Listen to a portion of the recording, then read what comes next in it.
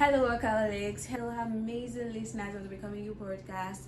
Welcome to the month of May. May lines continually fall in pleasant places for us. How was your holiday? You know, one of the things I like about, or one of the things I love about the month of May is the holiday. It starts with Workers' Day, and everything is just chilled. So how was Workers' Day on your end? Were you given a break from work? You know, my 9 to 5 hours, freelancers, CEOs, bosses, social media influencers. Were you given a break? Were you able to take a break off work? Or we're just immersed in work that you couldn't even take your eyes off work. For me, I wasn't really able to take a break from working or from doing something. In fact, I saw the day as an opportunity to get more things done. So I was actively working. Let me know how your Workers' Day went and how your week is going in the comment section. Talking about Workers' Day, I was randomly thinking about the process of getting a job. You know, it can be very, very rigorous and emotionally tasking. It starts from the job search, that phase where you're trying to get jobs everywhere and anywhere, you know, on LinkedIn, on Indeed, on Twitter. I have looked for jobs on Instagram. You know, there's that phase. Then there's the phase of getting your CV prepared, getting your CV tailored to fit into every job you're applying for. You're trying to get your CV in check, you're trying to get your cover letter in check. I really don't like all those things. But there are things we have to do here to get the job. Then there's the next phase, the application phase. The more jobs you apply for, the more chances you have of actually getting a job. So you just try to just apply. You know, the application process can be as simple as just sending your CV or sending the CV and a cover letter to taking a test, an assessment test, character test, attitude test, aptitude test. You know, the list just goes on. So it's actually very, very, very stressful. I don't like applying for jobs that have like so many processes because it is draining. After the application process, then we have rejection phase. There was this time I was actively looking for a job. I was actively applying for jobs. At first, when I started getting the rejection mails, they were getting to me. But it got to a point I got so used to it. When I just say unfortunately, I'm like, okay, unfortunately again, don't worry, the yes is coming soon. I just got so used to the rejections that I just felt like the rejections had to come for the acceptance to come. The interview phase comes with a lot of anxiety. Like, you're anxious about the interview, you're anxious about the questions that you'll be asked, you're anxious about the interviewer. After the interview phase, for some we have the screening, and other phases like getting a yes after this process is like seeing the light at the end of a dark tunnel. Getting a yes is like victory. When I got my first job, it felt so surreal. I didn't tell anybody till I signed my contract. You know, I got the job and I was like, okay, could this be true? Is this a prank? Until I signed the contract, then I felt like, oh, okay, this is really happening. And I started telling my friends. You know, for some of us, getting a job is like, wow, you know, we tell everybody, we give testimony in church. That yes means a lot to us. Now imagine discovering after this whole process, joy, the excitement, the fulfillment that comes with getting a yes. Imagine discovering after all this that the job is not actually what you thought it was going to be. The job is not giving you the satisfaction you thought it was going to give you. The job is not giving you the excitement that you thought it was going to give you. It's not making you feel how you thought it was going to make you feel. Rather, it's a toxic workspace. So like, how do you go about surviving this kind of phase? In today's episode, we're talking about toxic workspace and how to actually survive it. Now let's dive into the conversation of the day. Right before we dive in, let's hear what these amazing people think of the adulthood phase. Adulthood is responsibility. Adulthood is complicated. Adulthood is growth. Adulthood is maturity. Adulthood is being independent. Adulthood is stressful. Adulthood has been confronting. Adulthood is draining. Adulthood is decision making. Adulthood is resilient. Adulthood is overwhelming. Adulthood is fun and adventurous. Remember, I'm not here to demonize this phase, but to say it as it is. Working in a toxic environment is so counterproductive.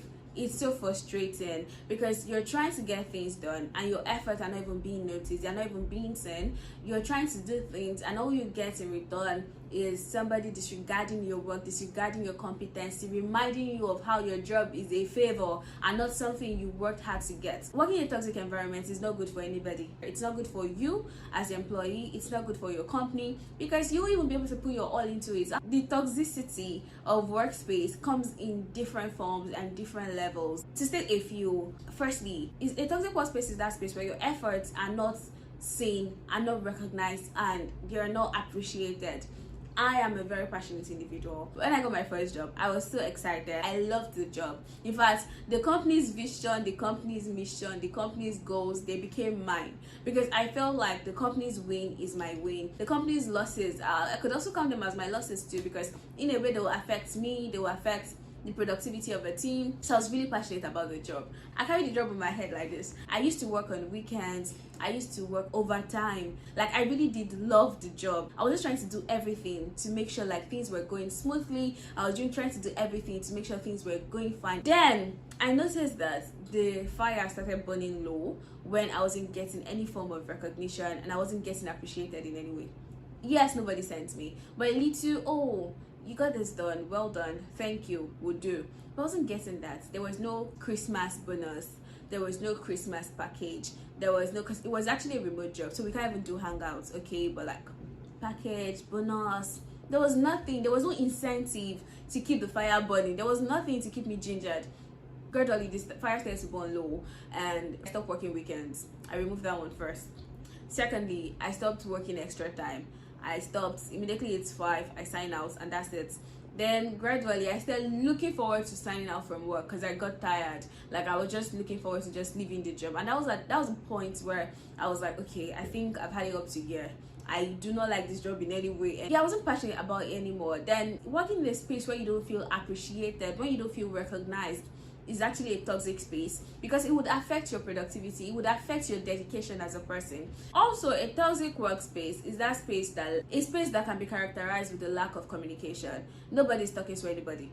A toxic workplace is that space that is very cold. Like, you're coming to work, nobody cares about anybody, nobody's greeting anybody.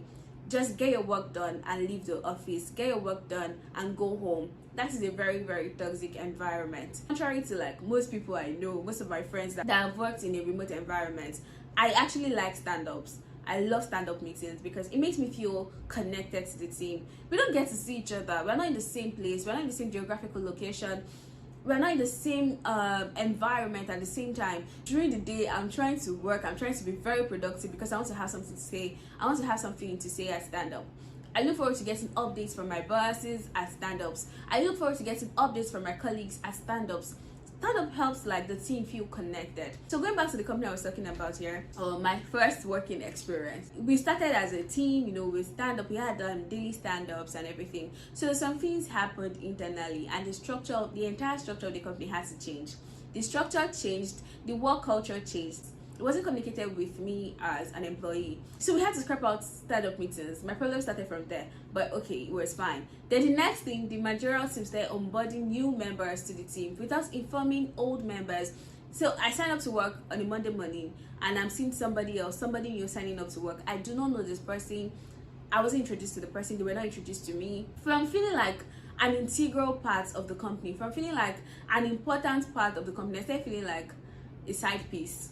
I started feeling like I wasn't important. I started feeling like I wasn't supposed to even be there. I started feeling like a mere employee. I was too emotional about the company. I was too passionate about the company. So it was really hard detaching myself from the company. It was really hard for me to remind myself that, okay, for this person, for the team, for the managerial team, it's all about the money, it's all about the profit, it's all about the profit, it's all about the money. They are not really concerned with your growth as a person. They're not really concerned with your input to the company. They just want money. I had to start working on resetting my brain, resetting my view on life, to see things from that angle, to see it as a transaction in which I was offering my services purely for the money. A toxic workspace is also that space where you're constantly subjected to emotional and verbal abuse. I'm not going to say physical abuse, because if it ever degenerates to physical abuse, that's extreme. That's a criminal case. That's a deadly workspace. That one has gone above toxic. It's actually deadly. It's actually dangerous. Talking about verbal abuse, there was this time I got a job with this foreign company. They were all white on the team. I was the only black person on the team, and we're having our team meeting on this Facebook day. While we're having the team meeting, then the boss just took note of me, and he said, he was supposed to round up the meeting, and during the speech he said that he likes my shade, my complexion, that was rhyming well with the background. I was blending into the background. He loved the fact that I was blending into the background. Friends, can you guess the color of the background? The color of the background was green, and mind you, I wasn't wearing a green top. I was wearing a white and black shirt. I remember vividly. The color of the background was dark green, and he said I was blending into the background, and I was like, really? I found the comments racist. I wouldn't even lie. I found the comments racist, and I felt really bad about it. And I had to resign from the company after a month because I didn't feel accepted. I didn't feel like an integral member of the team. I didn't feel respected. And aside from that, the boss was very abusive. Like, he uses the F word a lot during meetings. In order to make just the sentence, he can use the F word like 5 to 6 times. I didn't stay in that job for a month. I had to leave because things were going south really quickly. Aside from the work culture and bosses making a particular space toxic, your colleagues, your co-employees can also make a workspace toxic. They can make the workspace toxic by being overly competitive. When you're working with people that see everything as a competition, trust me, it will get so frustrating at some point, because rather than working towards the success of the company, rather than working as a team, everyone is trying to work for their own success, work for the failure of the other person. I don't know if you get me. In an overly competitive space, everyone is working for the downfall of the other person, because you might be making a mistake and nobody would even deem it fit to correct you or deem it fit to like redirect you. No, they want you to make the mistake so they can just show up as a superhero, as a knight in shining armor to save the company, to save the day. In short, working in a toxic environment makes you feel unseen, it makes you feel voiceless, it makes you feel unimportant, and it makes your growth stunted, because nobody cares about your growth, nobody cares about your development. And if you're not careful, you might begin to lose a sense of who you are. You might begin to lose a sense of what you can do and your ability. So how do we handle this? I remember there was a time I made this post about toxic workspace, and I asked the question. I said, when is the right time to leave a toxic workspace?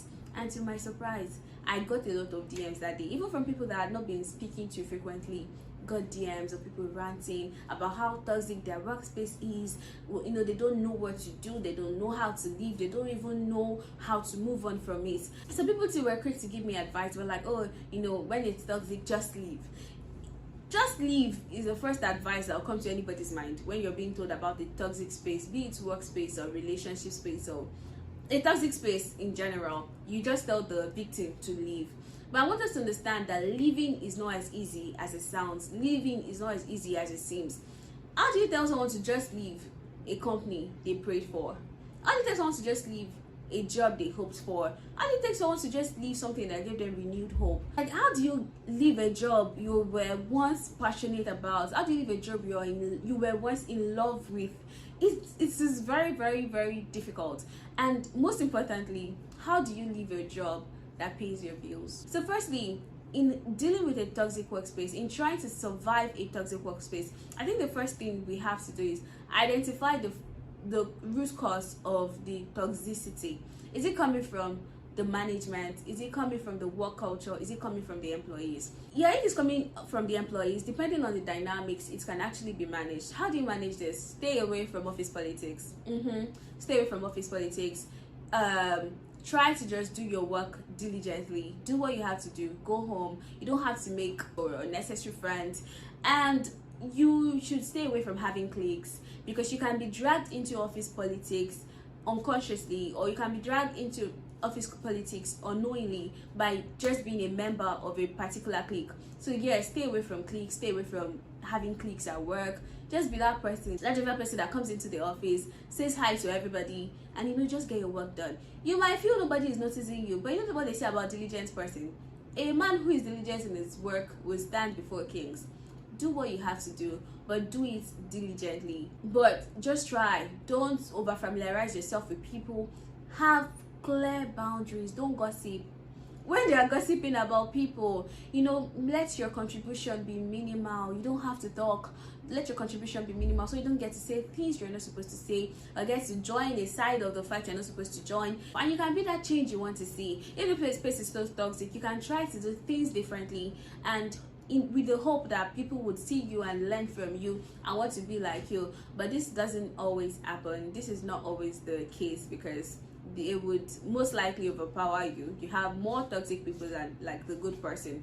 So yeah, the best best is actually to still leave the space, especially if the toxicity is coming from the management or coming from the work culture. You might just have to leave. So how do we leave? We leave by having an exit strategy. you cannot just leave just like that. You have to plan your exit. Plan. It can take months, it can take weeks. How do you plan your exit? Make your CV up to date. Everything you have done at the company, everything, try to document them down. Those you got accolades for, those that were recognized, those that were not recognized, but every of your inputs should be documented and have your CV updated.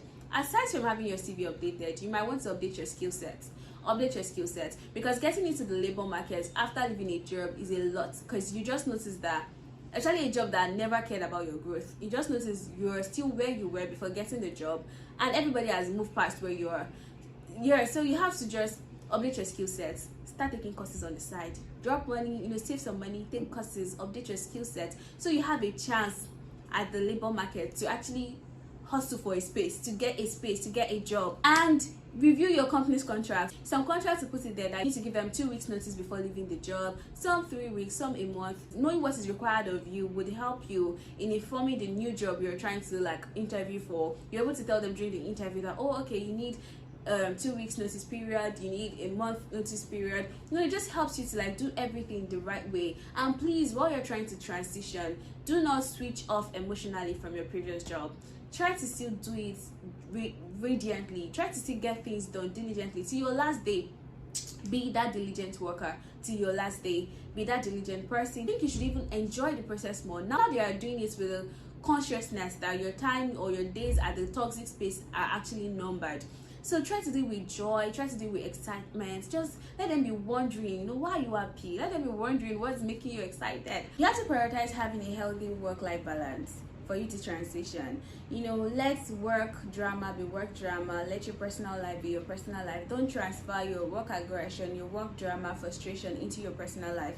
Try to protect your personal space as much as you can. Don't overthink the situation. During this your transition phase, you don't want to leave the company on the bad note. You don't want things to go south, so you just do your best. Be dedicated to your last day. That's how to do it. Just be dedicated till your last day. And I'll like you to always keep in mind that there are better opportunities ahead of you. That job is not the best you can get. There are so many opportunities you're capable of getting. You're competent, you're proficient, you're enough to get this job. So you just need to get yourself out there. You just need to try, you just need to go for it, and you see how things will keep on falling into perfect places for you. Talking about toxic spaces, for our chit chat section of this episode, I want us to talk about this video I came across, I think on Monday or Tuesday. So it was a video of a guy ranting bitterly about ladies' gym wears. In his words, ladies dress indecently to the gym, and he was trying to just imply that ladies are trying to seduce men and that stopping men from getting to heaven. While I was watching this video, the first thing that came to my mind was, when will men start taking accountability for their actions? So basically the question I asked the listeners of the Becoming You podcast is, do you think ladies' gym wear should be policed? And in order to get responses, I posted it on WhatsApp, I posted on TikTok, and I posted on Instagram. So if you're ready to follow me, on this platform, kindly see the link in the description box. And I got some responses. I'll be sharing 2 of the voice notes I got, and I'll be reading one of the texts I got. Everybody has an agenda for doing what he or she wants to do. Okay.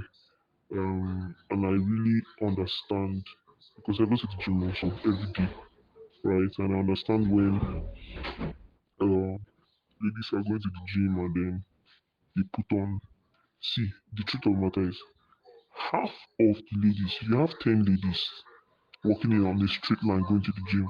Hmm? Out of that 10, only 3 have their main purpose of going to the gym to work out. The rest are going there, with ulterior motives.